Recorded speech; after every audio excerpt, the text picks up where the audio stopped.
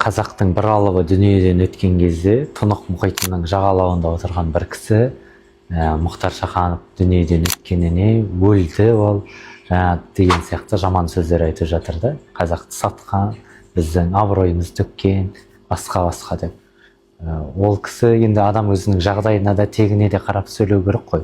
Мұхтар Шаханов ешкім жоқ кезде айналада жалғыз өзі қазақтың намысын арын қорғап жүрген адам еді. 89-дарда 86 жылғы желтоқсанда қорғап, жастарымызды қорғаған. Оның сондай дәреже, сол еңбегі арқылы да ол кісінің қалған пенделіктерін барлығын кешіріп жіберуге болады негізі. Сол еңбегінің өзі біз үшін жеңімпаз, мұзаффар кісі еді ол кісі. Одан бөлек ол Тынық мұхитының жағасында отқан кісінің мына біздің еліміздегі азаматтарды азғырып, көрші елдердің жалауын өртеңдер деген сияқты айдап салулары да бар да.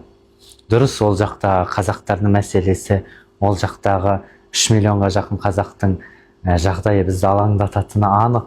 Дей тұрғанменен бір мемлекеттің жалауын, туын өртеу деген Қазақстанның заңдылығына да, басқа елдің заңдылығына да келмейді.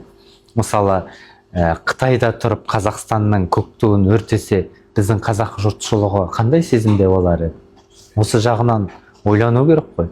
Ол кісі арандатып Тынық мұхитының жағасында емін-еркін шай ішіп отыр, ал мына жақта оның арандауына көніп қалған қазақтар сотталып кетіп жатыр да.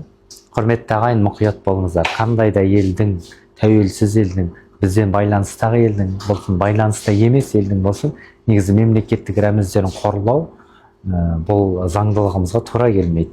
Біздің де мемлекеттік рәміздеріміз қорланатын болса шетелдерде, біз де сондай жауап беретін едік. Осыған арандап қалмайық. Еліміз аман, жұртымыз тыныш болсын.